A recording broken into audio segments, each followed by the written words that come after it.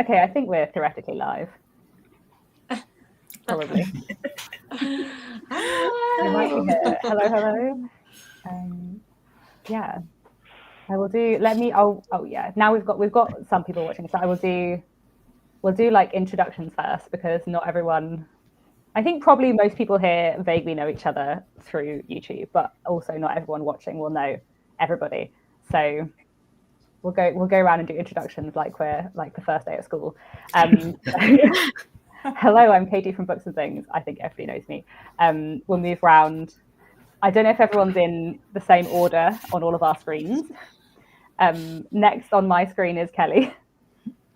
Hi, I'm Kelly from Books I'm Not Reading. I'm Nicole from Noteworthy Fiction. I'm Marissa from Blatantly Bookish. I think you're next, Charlotte. Is it me? Hi, I'm Charlotte from Queenie Reads. Hello, I'm Claudia from Spinster's Library. Hi, I'm Milena from Milena Reads. Hello, I'm Brian from Bookish. Hi, I'm Elizabeth from A Literary Princess. Amazing. So that's all of us. We have a lot of people here today, which is very exciting. Hello to people who are joining us in the comments. And thanks everyone for joining me for my little live show party. I thought this would be fun. If you don't watch these booktubers, they're all very amazing. I think hopefully their channels will be linked in the description. I think I've done that correctly, so you can go and have a look at them all as well. I don't actually know what we're going to talk about today. I don't really have a plan. I do have book trivia if we run out of other things to do. Because it's a party, we could have a party game. But yeah, we've got a wide variety of time zones, I think. I think it's morning for some people, afternoon for some people, towards evening for some people. And yeah, we've got people in the comments from the Philippines. So there we go. We've got a variety of. Oh, wow. Hazzy from Brazil as well. So there we go. Lots of different people in lots of different time zones, which is very fun. And I have a Jane Austen mug because, you know, can you see that? It's probably too bright on the screen, but I brought my K mug for Katie and Kelly. Yeah. Very good. I've got out of print. I was running late, so I didn't get to make my cup of coffee. So I've got an iced tea because it's really warm. Good. Oh yeah, we've got someone from India as well. Big variety of time zones. If we can hit every time zone by the end of the stream, I think we'll be doing very, very well. Yeah. I mean, there are definitely some time zones where people are asleep, which is fair enough. But there will be some insomniacs along the way. Who knows? Yeah, maybe. I don't know. Yeah. Pretty sure there's one time zone that's mostly water. So if there are any fish watching, I don't know. I'm aiming big. Taz is asking where we're all from. We have quite a mix of countries. Should we go around? I mean, I'm in the UK, and so is Charlotte. Yes, is there anyone else from the UK? No. Then we've got who's from the US? Put your hands up.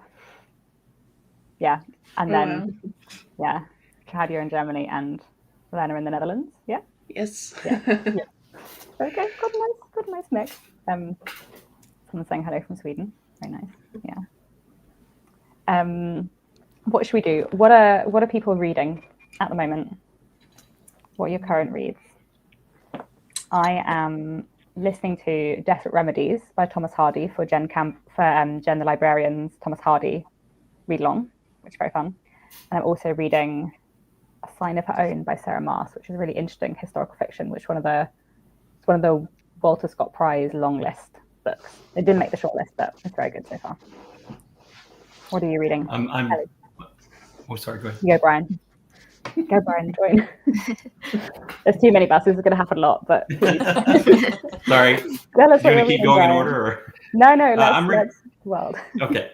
I'm reading The Deep by River Solomon, and I'm listening to Carol by Patricia Highsmith. I am reading The Weird Sisters by Eleanor Brown. And then last night I just started The Chosen by Chaim Potok. So those are both buddy reads. Interesting. How are you feeling about The Deep, Brian? I thought it was such a special read.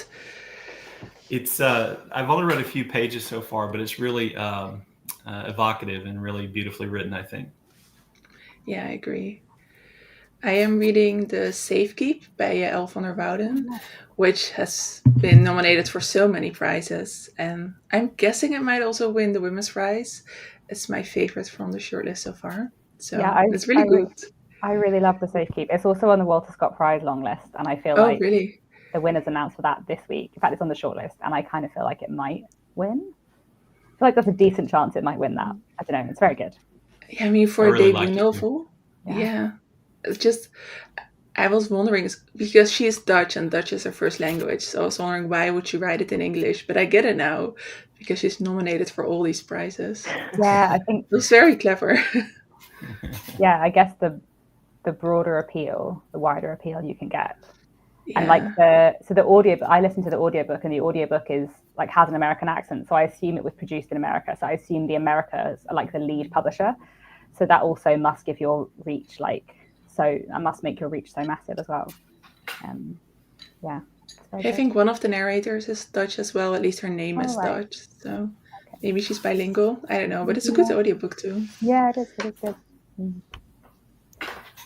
I'm currently reading a book that I got from your recommendation, Katie, and that's Jill by Amy Dilwyn. Oh yeah. How are you finding it? I'm finding it really funny, but it's very Victorian in its writing style, as in I can only read a chapter at a time. I can't binge read this book because it is it takes a lot of focus, but the story itself is really fun and really funny, and yeah, I'm enjoying it. Good, yeah. It's a good one. I'm currently reading The Warden by Anthony Trollope. Very good.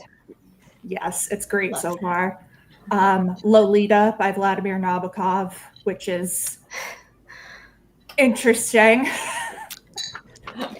And then Voice Lessons on Becoming a Woman Writer by Nancy Mares. Interesting. Cool. Well, I just finished In the Matter of Nat Turner last night. This is a nonfiction book on the history sort of surrounding Nat Turner, as well as the Turner Rebellion, as well as a piece of fictional literature that was written about him. And that was really, really good. And then I'm currently reading this is the only book I currently am in the middle of, which is Clarissa, which I'll be in the middle of it for a long time. Yeah, pretty chunky. Yeah. I'm reading Jane Austen's Bookshelf by Rebecca Romney, getting a jump start on Jane Austen July and trying to figure out what I'm going to read for that fifth challenge of an author from her time period. So, yeah. But I've also been very, very slowly working my way through The Hymn to Dionysus by Natasha Pulley. I only have like a little bit of time to read it before bed, and it's been giving me nightmares. So, yeah. It's quite a weird book. It really is, but I've been enjoying it. Yeah, it's great. I'm really looking forward to Jane Austen's Bookshelf. I am kind of saving it for July, just so I've got it in when everybody else is reading Jane Austen. I have just finished, before we got onto the live stream, Lioness Heart, which is a biography of Joanna Plantagenet, who was daughter of one of the daughters of Eleanor of Aquitaine and Henry II, and sister to Richard I. It was written by Catherine Hanley, who wrote one of my favourite biographies, which is Matilda, Empress Queen Warrior, my beloved Empress Matilda. So I was very excited to see that she had a new biography coming out. And I have just now hopped onto Atmosphere, the new Taylor Jenkins Reid. I'm not very far into it, so I can't give thoughts on it just yet. But it's nice. It's nice to have a new one of these to mull over, and it's a bit of a change of pace from the biography. Yeah, I need to read more Taylor Jenkins Reid. I've still only read 3 of her books, and she has so many, and they're all so good. So, yeah, I love Taylor Jenkins Reid. That one, it doesn't sound like it appeals to me, but so many of her books don't sound like they would appeal to me, and then I love them anyway. So I just have to pick it up, I guess. I feel like go, Brian. I was going to say, what book would you recommend starting Taylor Jenkins Reid with? Probably Seven Husbands, Seven Hugo. Yeah, that's what I started with. And Yeah. so she kind of has two distinct like sets of her books. She's got the ones that are like pretty much purely like contemporary romances, and then her other about 4 of those, and then her more recent stuff is kind of, they're all kind of loosely connected, but all about fame. I don't know quite yet where this is going to fit in with that, but it's definitely a different tone to her previous stuff so far. Daisy Jones and the Six is really good as well, and that's very good on audiobook because it's all, the novel is told in transcripts. So on audiobook, it's like a full cast audiobook, and it works very, very well. Yeah. That was my first one by her on audiobook. I highly recommend that. She's one of those writers, I think, though, like Marissa was saying, where she can write about anything and I will find it interesting. Because like Daisy Jones and the Six is all about music, and I kind of knew that I would love that. But then like Malibu Rising has tons about it in it about surfing, and I have like zero interest in surfing. But when Taylor Jenkins Reid writes about it, I'm like, oh yes, this sounds fascinating. This sounds great. And she ties it all like whatever the like thing the book is about, it's always tied in with the characters in a way that just works really, really well. That's very cool. Thank you. We had a couple of questions in the comments. Someone asked us what readathons we're hosting and or joining this summer. So we have Jane Austen July coming up in July, which me and Marissa and Claudia are hosting, which will be very exciting. And I think probably some of you will be taking part in. Some of you have done in the past. And yeah, I'm very excited for Jane Austen July. I need to work out what I'm reading. I've got many books on my shelves. What else are people joining in with this? I always do Women in Translation Month in August, although I'm not sure if they are continuing organizing it like as a digital event, or if it's just something you can participate in. I don't think they're usually prompts, but it's just a reminder for me to pick those books from my shelf. I don't know if any of you know if they're going to organize something again, or... I'm not sure.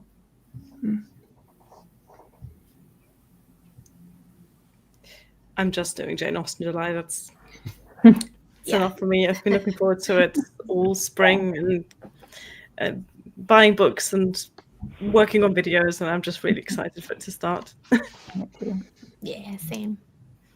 Yeah, I'll do Jane Austen July a little bit. I kind of dip into some a lot. Yeah. So in August, I have Faulkner in August, which I think I still co-host, and then I'll do Women in Translation Month, and I think it's also Asian American or Asian Reading or something like that. I'm sorry, I've got the title wrong, but I think it isn't August, or was that May? I can't remember. Anyway, so I kind of read one book from lots of different readathons a lot of times because I find those as someone who was not didn't read very diversely for a long time, they're a really good way to keep me reading diversely just by picking up books and participating on some level in those readathons.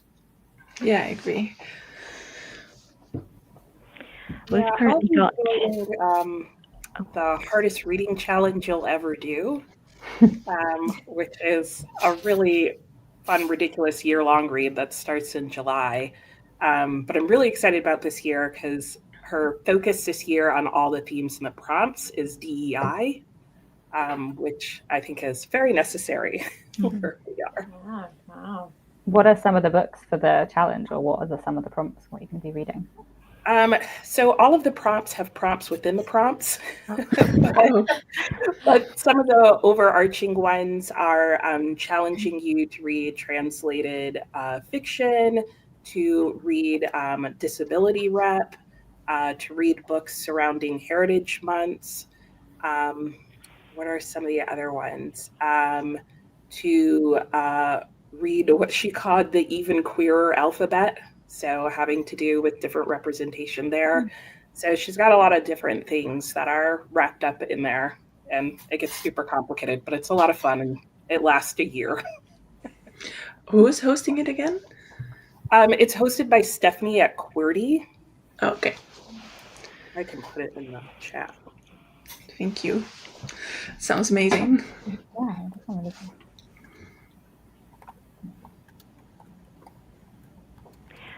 So we're currently doing the historical fiction readathon for June, and that's myself, Shelley Swearingen, Brittany over at Literally Smitten, Gloria Z. Thompson, and Melinda over at Webber Stories. So it's quite fitting. I do enjoy a bit of historical fiction, but you only have to read one to take part. So I can highly endorse that one.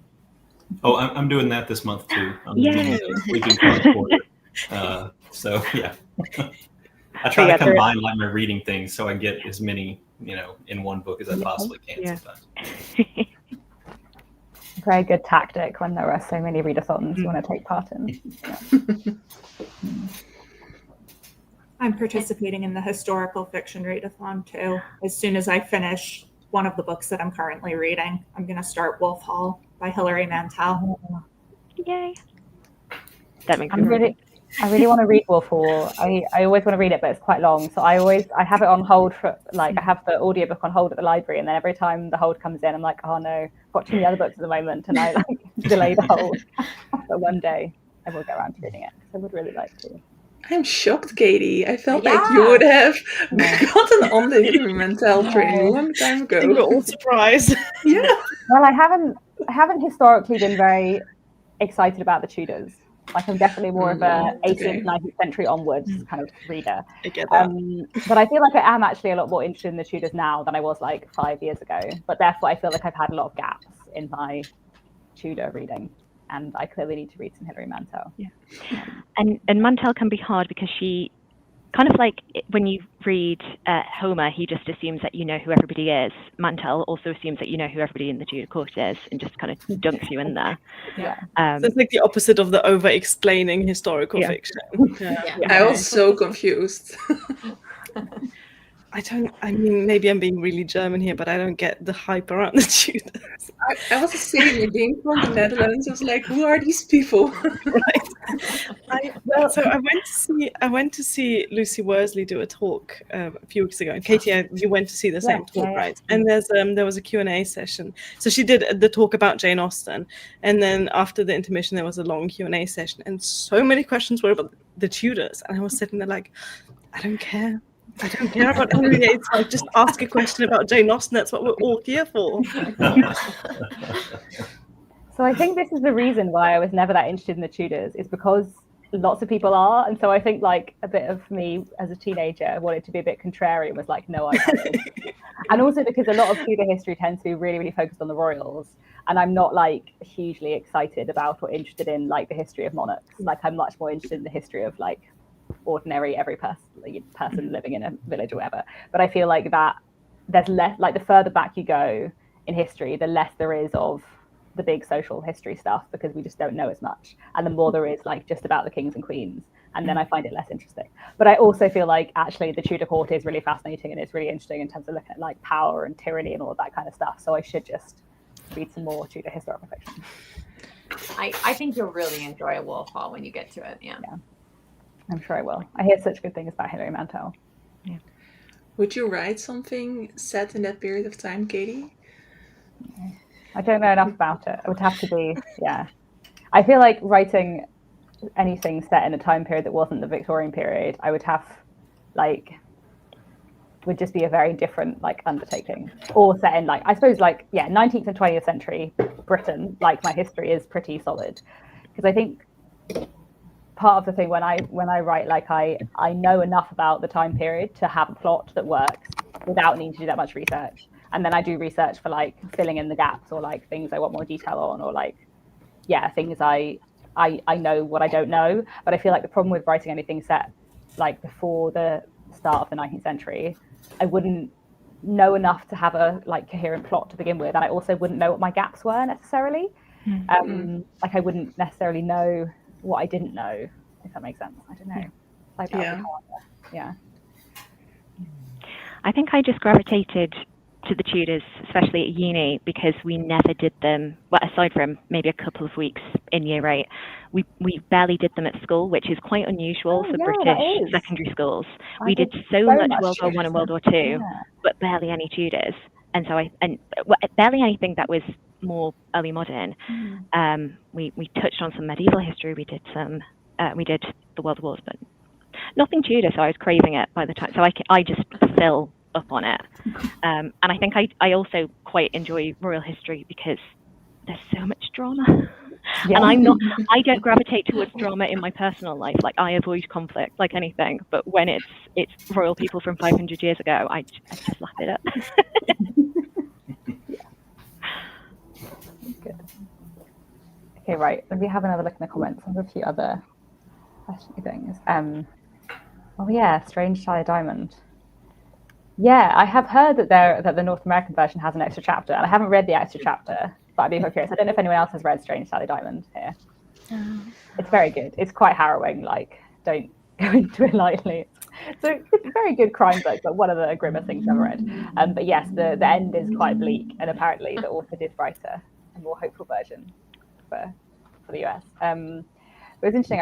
I saw the author talk at a literary festival last year, and she had said that, like, even though the UK ending is like quite bleak, that she was like, no, the character will be fine, everything will be fine, should be fine. Like, which is quite interesting. She obviously like had a more hopeful idea in her head, even if that wasn't like necessarily the moment it ended on. I don't know. Quite interesting. Right, whatever. Jen has a question for us. If there was one author you think we should highlight in a read along, perhaps an underappreciated or lesser well-known author, who would you pick? Oh, I don't know. Does anyone have any suggestions? Gaskell, I think. Elizabeth Gaskell. Yeah.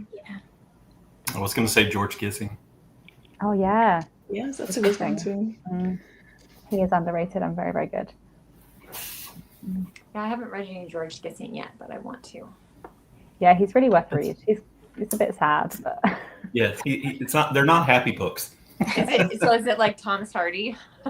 Yeah. So I like to say George Gissing's like the urban Thomas Hardy. So Thomas Hardy's like misery in the woods and the fields, and Gissing's like misery in the city. Excellent. Yeah, but lots of other things going on as well. But, of course, there always are in Yeah. Victorian literature. Very good. Yeah. Who else? I feel like there's probably an awful lot of underrated authors. I have to go with Margaret Oliphant, of course. Yeah. I've been meaning to read her for ages. Yeah. Oh, she's so good. I really should read her. Yeah. What's your recommendation for a first pick? Yeah. Probably Hester or Miss Marchbanks, even though it's in the middle of the Chronicles of Carlingford, but you don't really need to read them in order. Okay. And I have not read them in order. Is Hester also part of a series? No, Hester's a standalone, which is why it's a good place to start. Yeah, Hester's really good. And it's quite like interesting in terms of gender and like women pushing against the boundaries. So it's about like the relationship between two women, their relatives. So there's one young woman who arrives in this town, and her like older relation is a woman who runs a bank, which is quite cool. And there's quite a lot of tension between them. It's quite an interesting one. I really liked Hester a lot. Yeah. Maybe there just needs to be a readathon for like lesser known books and lesser known authors in general. There needs to be like an underrated readathon that is about reading things that are underrated. I don't know. That'd be cool. Yeah. Yeah, you'd have to do like a readathon based on, and the books are based on number of Goodreads reviews or something like that to see which authors are underread. Yeah. Yeah. There's definitely a lot of. I think we've had multiple cats join in. So like Elizabeth's cat briefly. Yeah, Pippin was with me until he decided to bite me. And then yeah. I'm hoping there isn't a big dog barking in a minute because Zelda has come and sat in her chair and is looking out the window. So she's looking a bit angsty right now. So. All the many pets of Booktube. Yeah. There we go. Perfect timing. We were warned. We were warned. Amazing.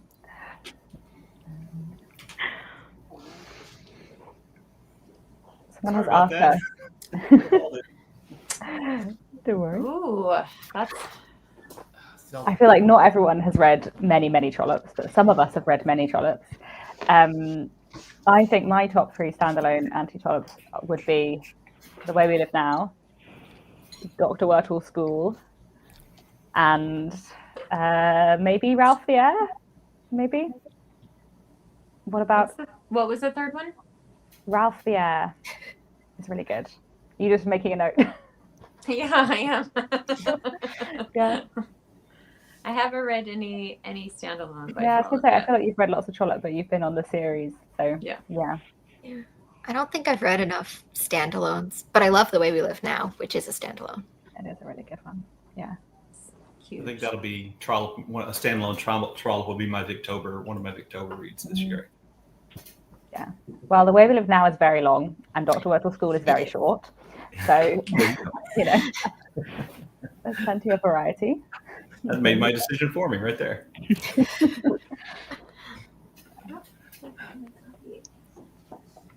Yeah, The Way We Live Now is the only standalone by him that I've read. Although I highly recommend his Here's autobiography. my edition of The Way We Live Now. So, That's such a pretty one. Yeah. Isn't it? Isn't this one beautiful? It's gorgeous. Oh my gosh. But yeah, it's well, I don't know. I guess it's not it's not quite as long as I was expecting. It's 867 pages is this edition. So, but you can do it, Brian.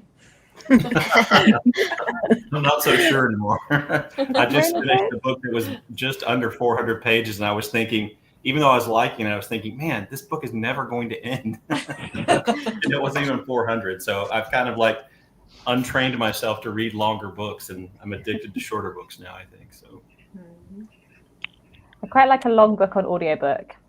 Oh, And then it feels like you're still reading other things physically at the same time. So it feels like it hasn't taken up as much of your month or whatever. Yeah. that's true. I read Bleak House like over 18 months, I think, just driving 10 minutes back and forth to work when I was still teaching, just in little, and I kind of felt like maybe that was like reading it in serial form because I was only getting these little bitty chunks of it at a time. But then I had a long trip, and I finished like the last 2 or 3 hours, I think, in that one long trip, which was well worth it. So Yeah, Dickens is good on audiobook. Yeah, I don't know if you guys have this, but I clearly read longer books, but I actually struggle with shorter books because I feel like I'm more likely to finish a short book even if I don't like it. Because I'm like, I only have 50 pages left, or I only have 100 pages left. When you're reading like books that are like 800 pages, 100 pages left isn't a lot. And so then I'm like, but they're the longest 100 pages of my life. I think maybe you're reading the wrong short books. There have definitely been some wrong short books in there that I'm like, it's taken me 10 days to read the last 30 pages. Like, Oh no. Oh my god. It's and true one of though, them yeah. was an audiobook, and I had 10 minutes left, and I stopped. No. Wow. Well, that is one strategy. I mean, I picked it up 5 days later, and that was when I realized. I was like, oh, I could have just finished it. Yeah, I'm really bad at DNFing books, so I just always finish them, unfortunately. It's a bad habit, but same. Yeah. Yeah. Yeah, Same way. I'm really bad at DNFing books, but I won't start anything new till I finish it, and then I drag it Oh, along. yeah. So then I just end up not reading anything for a while.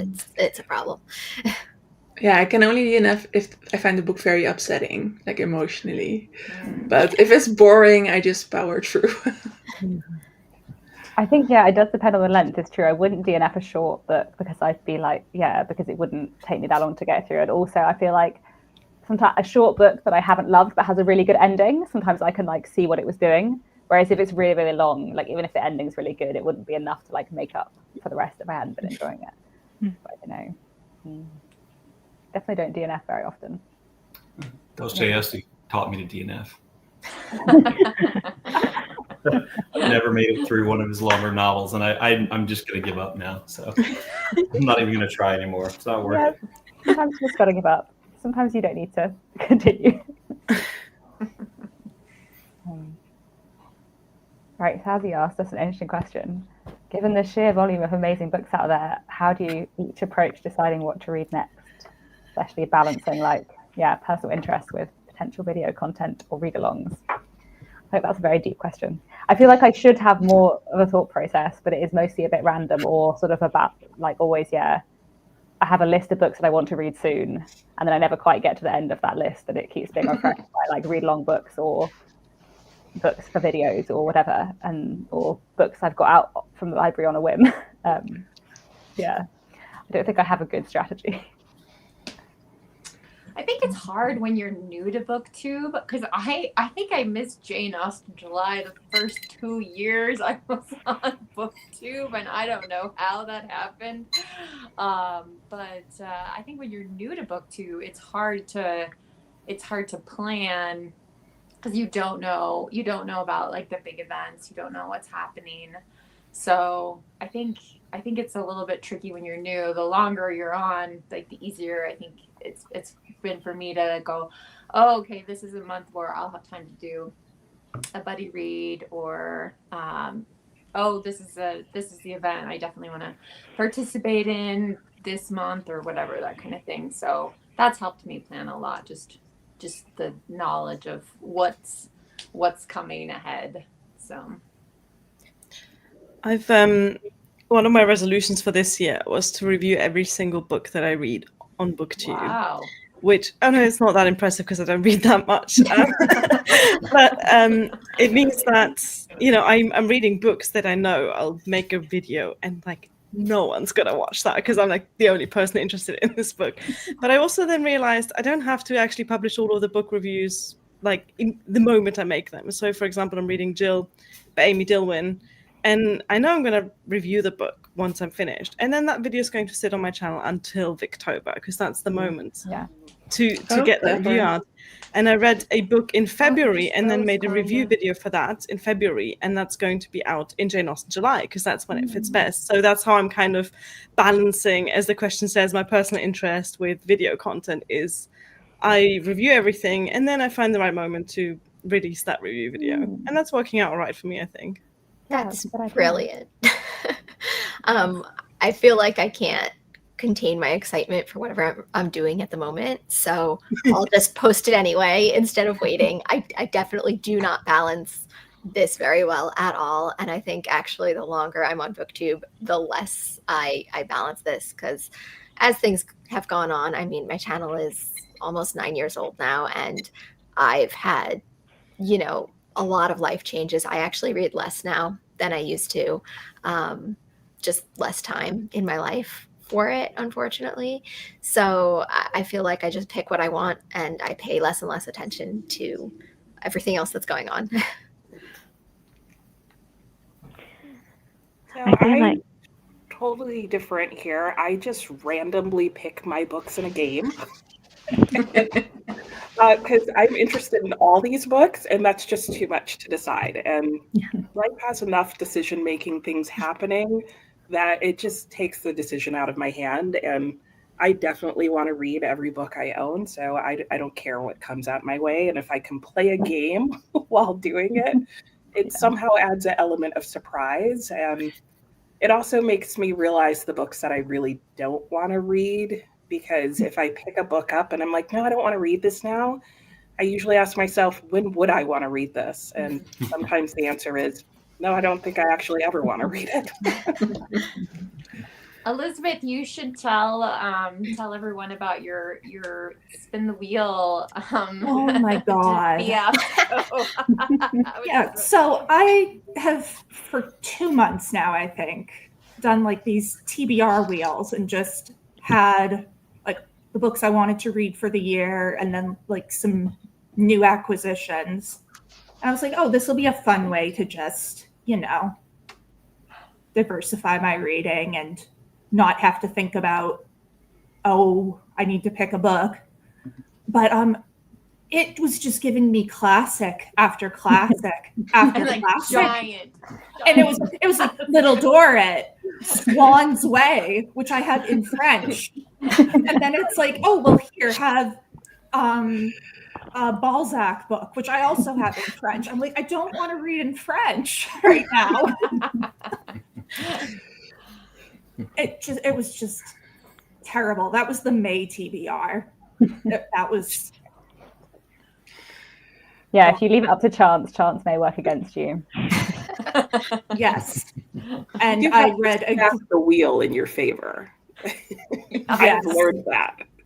That's true. And I need to revise. But May, I read a grand total of 1 book from my TBR because I just didn't want to read any of those.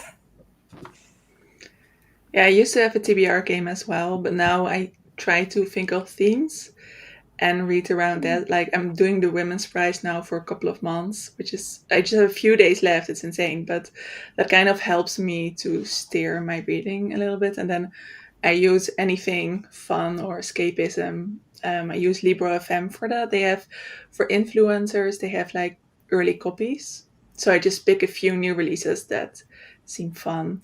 Then I feel like I still keep up to date with the literary world a little bit amongst the classics. So yeah. Yeah, it is hard if you like classics and contemporary books because there's more of like a pressure to read newer releases sooner because obviously the classics are really old and they'll still be there soon. Yeah. Like I feel like this year I haven't read as many classics as I usually do so far this year because there's been lots of new releases that I'm excited about, or because like I've been reading along with the World Scott Prize and stuff, and then I feel like I've read a lot of historical fiction and newer books and not as many classics. So I feel like I need to rebalance in the second half of the year. Yeah, but same. Yeah, I feel like less like they need to be read immediately. Yeah. Kind of related, someone asked us how good we are at sticking to TBR lists. I am not very good at sticking to TBR lists. I quite like making TBR videos anyway, but I definitely then end up not reading a good chunk of what's on my TBR. I'm the exact same way. I love making TBR videos. Do I read them? Maybe. Yeah, I'm the same. I feel like I will make these grand plans and then I finish a book and I feel like I am a completely different person from when I started that book and thought, oh yes, after this one, I will pick up this one. And then I look at the book I'd intended to pick up and I think, no, the last thing I want to read is you. So yeah, I'm not disciplined at all with a TBR list, and I wish I were. Is anyone here actually good at sticking to TBRs? I think I'm okay. Tell us all about it. How do you do it? No. I used to have this never-ending TBR list that was just, anytime I watched a Booktube video or found a new book I was interested in, I'd put it on the list and like where I can acquire it at the library or something. And anytime I was ready to pick up a new book, I'd just kind of look through it and see what I was interested in the moment. And it was never ending. I mean, I'm never going to finish all those books. And from time to time, I'd go back through it, and some of the books no longer even interested me. So, it's not like a monthly TBR or anything, but it was fun. Yeah, I have a spreadsheet where I track my reading, and I have lots of different tabs because I love spreadsheets. And one of the tabs is like never-ending TBR list. So if I hear about a book that sounds good on Booktube, I add it to the list. And then I don't actually read very many books on the list, but every now and then I go through the list again. And if I can't remember anything about the book, I just take it off. Because if I was really excited about it, I'd probably remember. But it is then a very long list of books that I never actually read. But yeah, your goals video, Katie, every year, like with all of the different categories and the tabs and stuff. And I don't it's really complete most of intense. them. But I have a lot of fun with a spreadsheet or like a checkbox. But yeah, I feel like making the goals is part of the fun, even if you don't complete them. Totally. I can always tell who has that I have way more time than lots of people, because you guys have to be so organized. I'm just like, I think I'll read that. So the way I stick to TBRs is by not making TBR videos. I don't make TBR videos, but I have a TBR for myself in the month, and that way nobody knows. So I read these books, and those are 3 of those I said I was going to read, and 4 of them I just found on my shelf or at the library or something like that, and decided to read. Because Charlotte, what you were talking about happens to me all the time. I'll read a book and think, well, the next, and I'm terrible about this. I'll be reading a book and thinking about the next book I'm going to read. I'm enjoying the book, but I say, okay, well, next I'm reading, I get to read this next while I'm reading this other book. And sometimes I get to the end like, no, that's not it. I'm not reading that one instead. And so I have book tryouts where I pick 3 books from my shelves or whatever, and I read the first page, and whichever one grabs me, that's the one I read.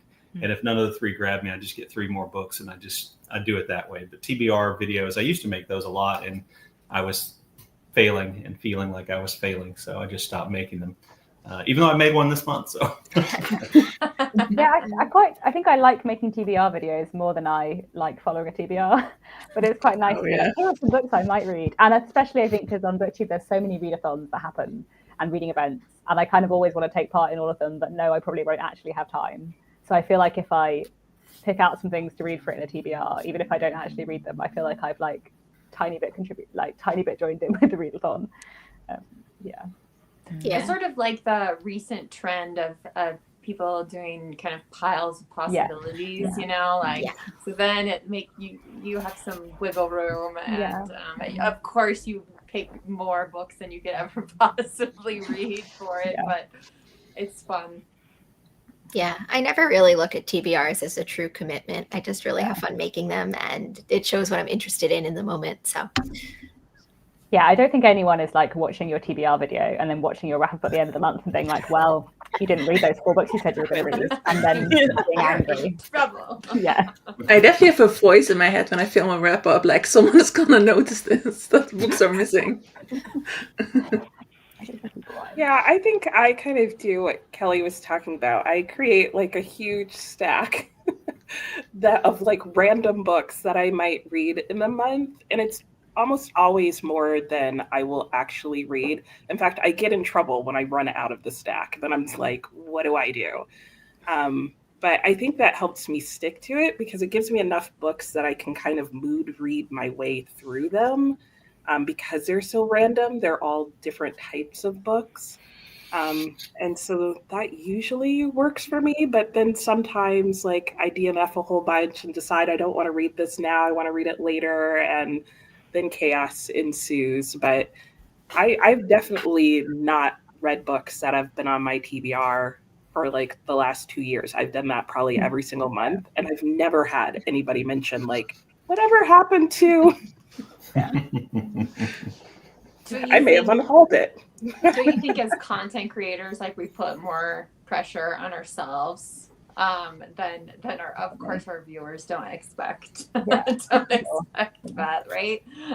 Yeah, it's been a real humbling experience because I usually take May off and I don't make very many videos in May. I just like to avoid burnout and kind of a run out of ideas by May. I just kind of take May off and maybe publish one video, and not once or only once in the whole time I've done that has anybody said, hey, where are you?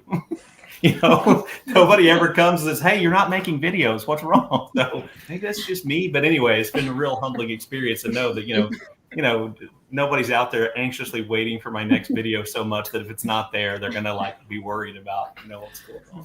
Right, but Brian, you've probably been doing that for so long that people know you're gone in May, because otherwise I'm sure that's your viewers. That's a very nice thing to say, Kelly. Of course you would say it. So I'm always really behind on Booktube, but I always have a really long watch later playlist. So if someone didn't post up for a month, it would take me about 2 months to notice, because I'm always watching old videos and leaving comments from something someone read 5 weeks ago. Yeah, I'm the same. Yeah. I think also, unless somebody says what days they post and how often, I don't think I really actually pay attention. And so it does. It usually takes me a couple of months to realize, like, wait, I haven't seen a video by so-and-so. Because it takes a while for that pattern to break and for me to notice that there was one. Yeah. Or there hasn't been one for a long time, and then you see them like, oh yeah, I haven't seen a video from them in a long time. Yeah. Claudia. Yeah. Anyway, so I get worried about people, like especially people who don't have channels and can't say something like, "Hey, I'm taking a break in May" or whatever. Like, just the people who are only on Booktube to comment. If I don't hear from like somebody who regularly comments on Friday Reads or something like that, like if it goes on for a long time, I start to panic. I've only ever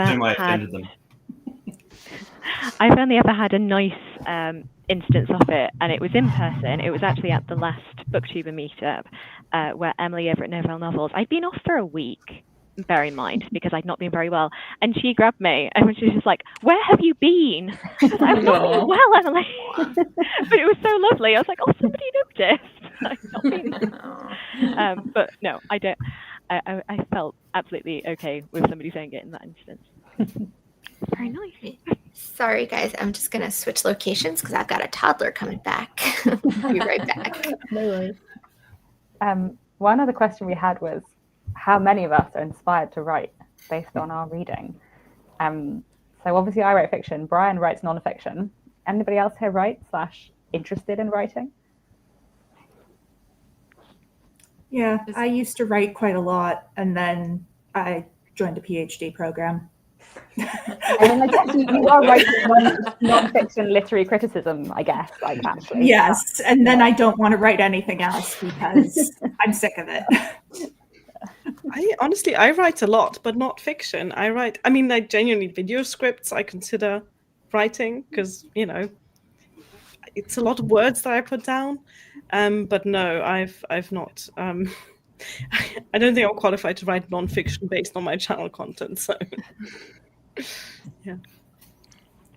I wanted to write, and I used to write poetry from time to time, but I don't know, it never really amounted to much of anything. And I did some little like memoir kind of stuff, like diary journal type entries for a while. But I feel like I couldn't write a novel. I don't know. Well, my wife and I are working on it. Sorry. Oh, no, go ahead, Brian. No, you go, Kelly. Well, I was just wanted to say, I was thinking about before this live stream, like some of my favorite videos of Katie's, and I still remember the one. I don't know, Katie, how long it took you. Like you started filming like the day you found out that you were gonna publish a novel, and then you took us through the whole journey, from when you're like editing and your flat and going to listen to the audio recording and the printing and the covers and all that kind of stuff. And I mean it was great. It was such a great video. I just don't know how you had as much patience to like keep all that footage for so long. But it was really eye-opening to me. I'm like, that is way too much work. Like, I can't do that. Yeah, it's a long, slow slog. I was just going to say, my wife and I are writing and have finished our second draft of a mystery novel. Very cool. Which I love mystery and stuff like that. So I watch a lot of mysteries, read a lot of mysteries, listen to a lot of mysteries. So that's what we've been doing. It's been really fun. We're kind of stalled right now because we're getting ready to move, but that's been really fun and kind of a relief from nonfiction writing, which I oftentimes find to be tedious in a way that I think fiction writing isn't. Because I can always just make stuff up in fiction if it's not right, Yeah. Since it's contemporary, but nonfiction, I feel like I have to get stuff right and document it and those kind of things. So it's been really fun. I did want to add, I do write songs about books, so I think that counts. Yeah. Really? That does. When did we see that video? You know what? I was hoping to finish an EP based entirely on Jane Austen for this summer, but it's not ready. It's going to be ready next year, although I've been saying that for a few years now, but yeah. Very cool. I want to see a music video this Jane Austen July. Music video. Starring your cat specifically? With the Sorry? cat. Starring your cat specifically? Oh yeah, obviously, yeah. Yeah, you could put them in little bonnets. Your bow tie. You're giving me ideas. We're ready. We're ready. We would love this. Heard it here first. Yeah. Vanessa asked us, does anybody in your life read as much as you? So yeah, beyond people you know from Booktube, do you know people who read as much? Who read a lot? I do, but because I'm in a PhD program for literature. I feel like I know a lot of people who read a lot, but not necessarily as much as I do. But I think like it's always interesting whenever I watch like Booktube newbie tags, I feel like many people say, oh, I don't know many people who read. But I feel like I know a lot of people who read. And partly, I guess, like I go to a writing group and stuff like that. So like a lot of my friends are like I've met through other bookish or writing kind of activities. Yeah, but I don't think I have many friends who don't read at all because I don't know what I'd talk to them about. I'll find some things, but I don't know. But yeah, I feel like I didn't read as much as I do now before Booktube. So it's also a great motivator to read as much. I know a lot of people who used to read as much as I did before Booktube, but I don't think anyone is as crazy as we are. So I'd say probably the person I know that comes the closest is my son. That's changed a little bit now that he's in college because it's sort of redirected like how much time he has to read and what he's doing in and outside of it. But he's probably the only other person I know in my life who wherever he goes, he's like bringing a book with him. And, you know, we show up at appointments and we're both like reading the books and like, we just need to finish our paragraph. Like, but we read very different things. So, but he has decided to double major in literature. So, wow, cool. Yeah. That's good.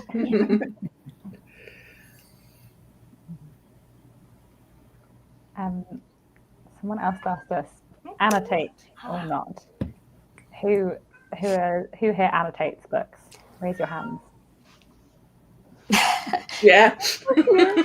Yeah. Definite no on that. Yeah, I'm a definite no. Well, I have occasionally annotated like back when I was at uni, like studying stuff. And when I did the long Dickens Victorian read-alongs many years ago, I annotated for them because I was reading the book so slowly and like making a video on like every few chapters. But in general, I just feel like it would slow me down too much and I wouldn't like be as invested in the story. Like if I was pausing to scribble something in the margins, I feel like I would lose the momentum. I don't know. But maybe that's also because I like more like plotty books more than like literary introspective things. I don't know. Yeah, I used to, but it started really slowing me down and taking me out of the story. So the older I get, the less I annotate. And for me, it depends. Yeah. I wouldn't annotate like a book I read, like contemporary or historical fiction, but like I'm reading these letters to Milena, and it has so many beautiful quotes, so that I will annotate. But it's not a story, so it can't really take me out of it. Yeah. I just started highlighting recently, like this year, and I really only do it in classics. And occasionally something else if there's a really good quote, because I find I forget where they are otherwise. Yeah, I used to tab books more. Like I used to tab if there was a really good quote, but I kind of have got out the habit of doing that now. I tab nonfiction I'm reading for like historical research, but that's a bit different because again, I'm not reading it for the story. I tend to make notes and stuff as well. Yeah. I feel like some people love it. Go on. Yeah, I was just going to say, I actually have short-term memory problems at times. So I I really need to annotate. Otherwise, by the time I do a book review, I'm going to be like, I read this book. What was it about? No idea. So it really helps me with that, but I don't necessarily do it with every book either. Like some books, if they're shorter or like contemporary fiction or like very plot based, usually I don't find I need to annotate those as much.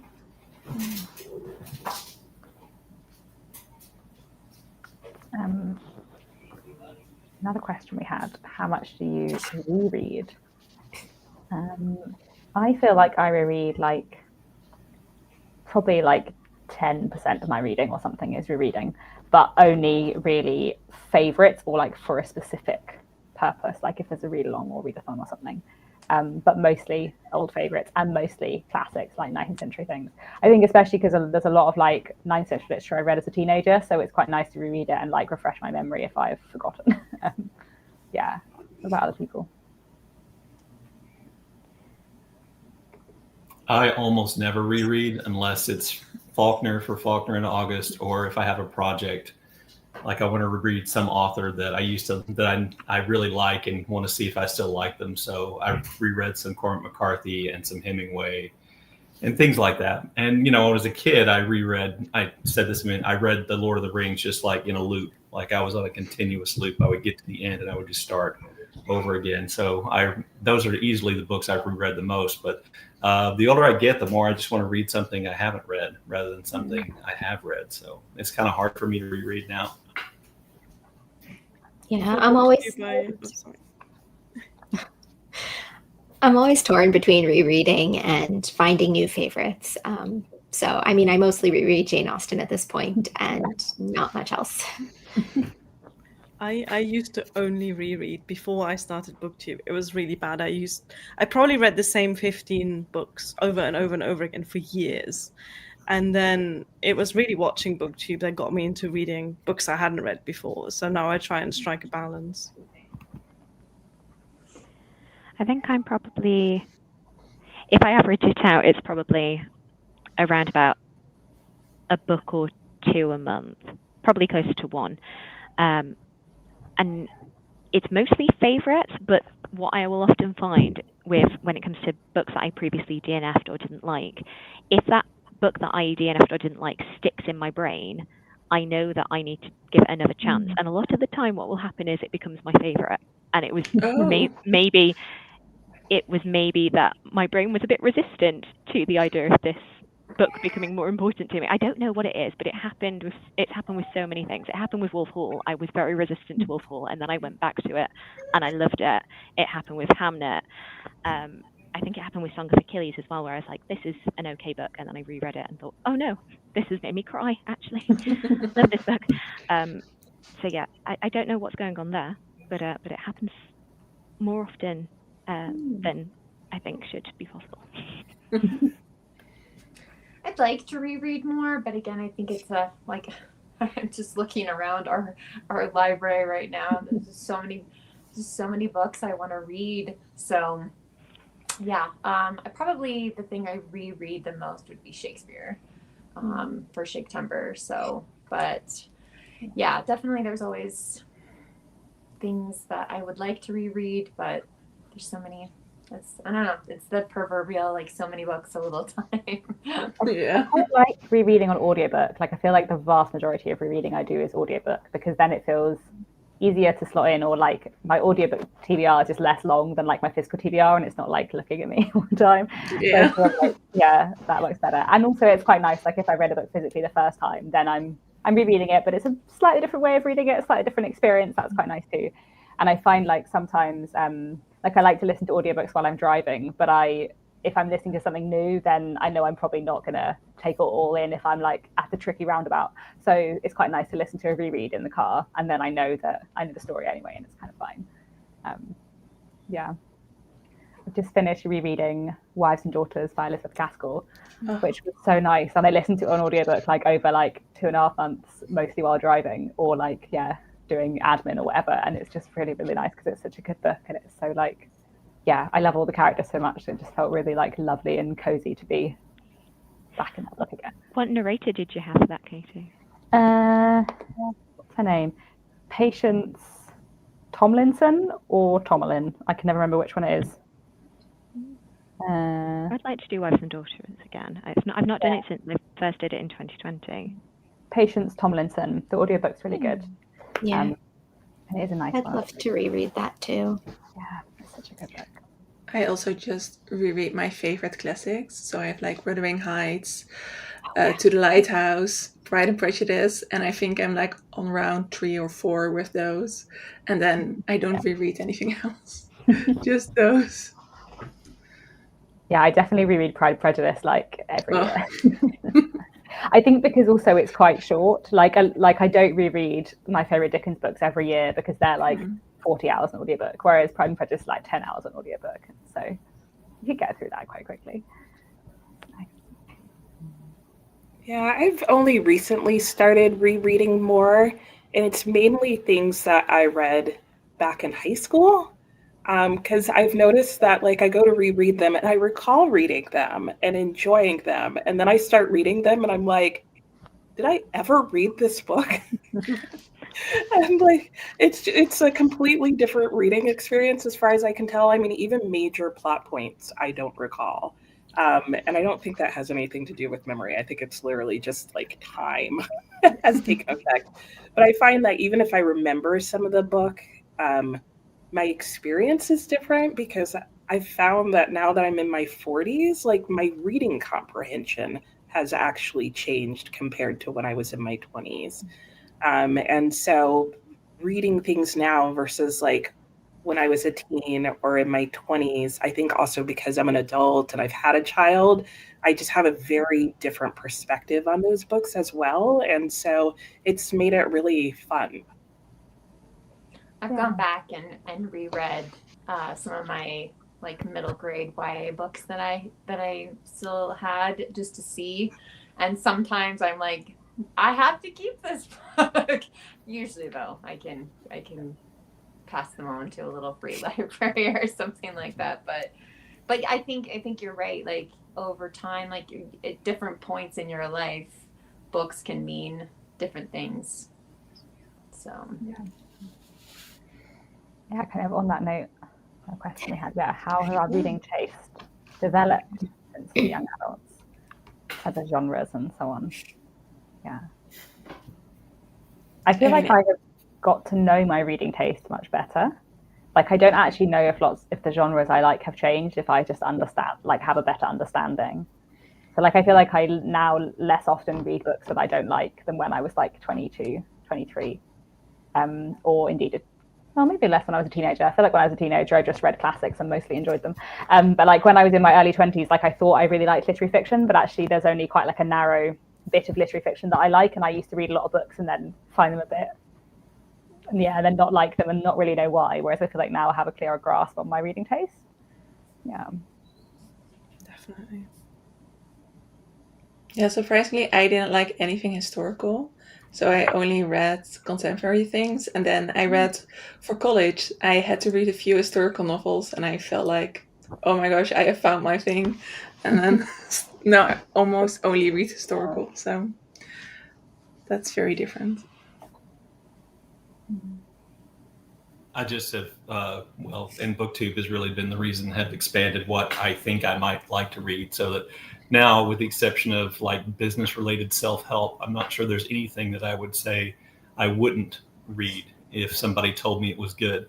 Where in the past, I probably would have thought, I should probably read things that speak to my experience, and that I, realize my experience is incredibly limited, and that I would go on having incredibly limited perspective on the world and on people if I only read things that related my experience. So I joke that I'm kind of a born again reader in that sense, that I'm kind of excited about reading new things and things I haven't read before from places and people that I never would have read. And so, we're talking about participating in the read-alongs and things like that. I love those things because it helps me. It makes me aware and gives me titles and things I can read. I love the book prizes because then they're books by people who I never would have read or heard about that I can pick up and read. And so I'm kind of an old man experiencing a second childhood, I think, in terms of reading.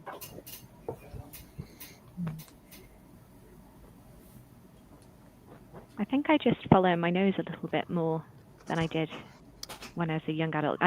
If I look at my Goodreads and my story graph from probably 2014, which is when I started Goodreads and just after I'd started watching Booktube, to probably around the end of my master's in 2019, if I can point to certain books on those lists and I could tell you the exact booktuber and maybe down to the video that they recommended a book in, and that was why I read it, is because they recommended it to me.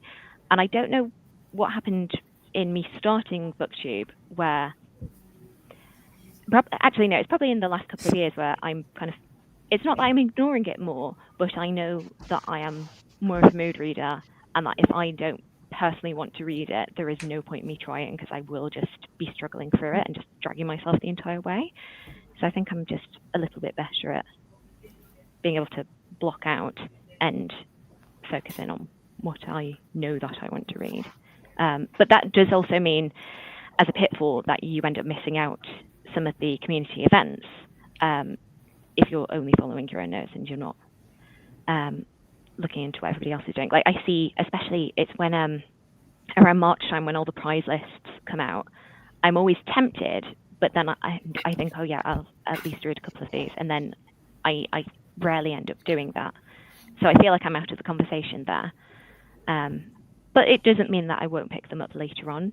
It just means that I've kind of joined the conversation a lot later than when everybody else has already like drifted away from it. But perks and pitfalls.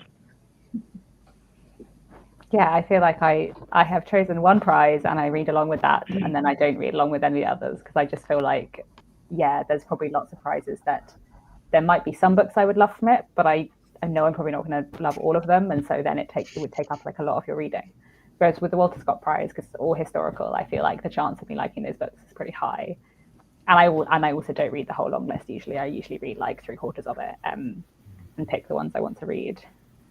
But yeah. I was going to get into the Walter Scott Prize, but then they didn't even shortlist Cuddy by Benjamin Meyer, and I kind of like... They did longlist it, but yeah, I was very sad not to see it on the shortlist because it was the best. Yes. Possibly one of my favourite books they've ever longlisted, and it wasn't on the shortlist. It's very sad. Very sad. But it's a good shortlist this year, so we will see. E asks us, any genre you avoid entirely? Horror. I don't think... Not doing It's it. thriller Not doing for me. I feel like there's not much fiction I avoid entirely. Like I definitely read a lot less nonfiction, and I'm much pickier about the kind of nonfiction I read. Like generally it is history or maybe like a bookish memoir, but there wouldn't be... There's probably a lot of subgenres of nonfiction that I would almost never read. But fiction-wise, there probably isn't much I wouldn't read.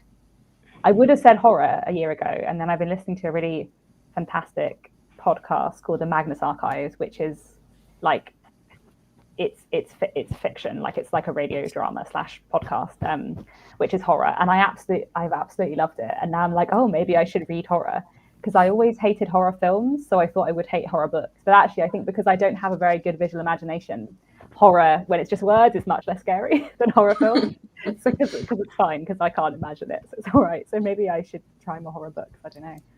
That might be my issue. Sorry, I was going to say that might be my issue, as I have a very good visual imagination, and it's probably going to be worse. Yeah, I can read gory, violent things just fine, but if there's even just a drop of blood on the TV, I'm like, I don't see it. But yeah, reading horror is perfectly fine. I'm also struggling to think of any fiction genres that I would just categorically say I don't want to read. So yeah. Yeah, I gravitate away from certain genres, but if somebody I truly trust tells me to read a book from that genre, I'm not going to say no. I'll pick it up. So, I don't pick up a ton of fantasy, sci-fi, dystopian, and certainly not horror. But if somebody I really, really trust says this is such a great book, you have to read it, then I probably will, and I'll probably like it too. Yeah, I think I would probably do just about anything as a subgenre. But I think as the main genre, probably the only one, I don't know if I'd say I avoid it, but I just don't tend to read it, would just be romance. If that's like the main focus of the book, I don't typically pick that up. But I read plenty of books with romance in it.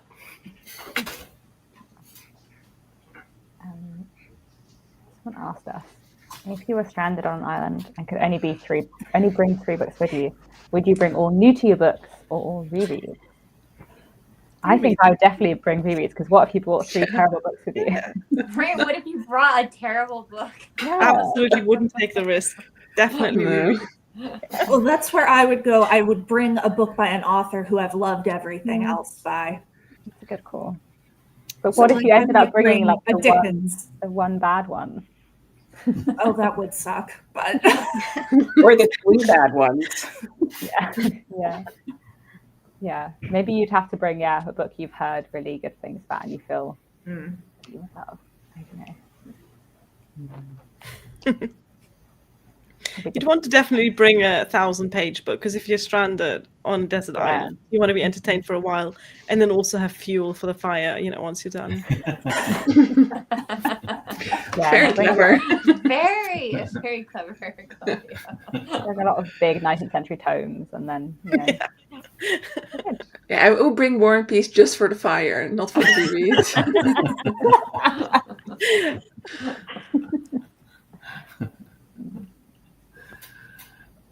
Okay, I feel like that's quite a nice question to end on, because we've been live for just over an hour, so I feel like that's quite a nice question to press pause on.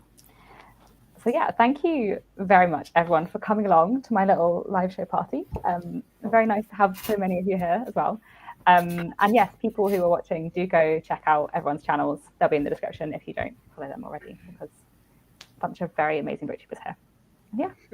That's all for now. There's going to be another live show on Tuesday at 9 p.m. UK time with several other booktubers, which will be very fun. So come along there as well, people, if you are awake in your time zone at that point in time. See everyone soon. Bye. Thanks so much, Bye. Katie. Thanks, Thanks. Katie. Congratulations, Katie. Congrats, Katie.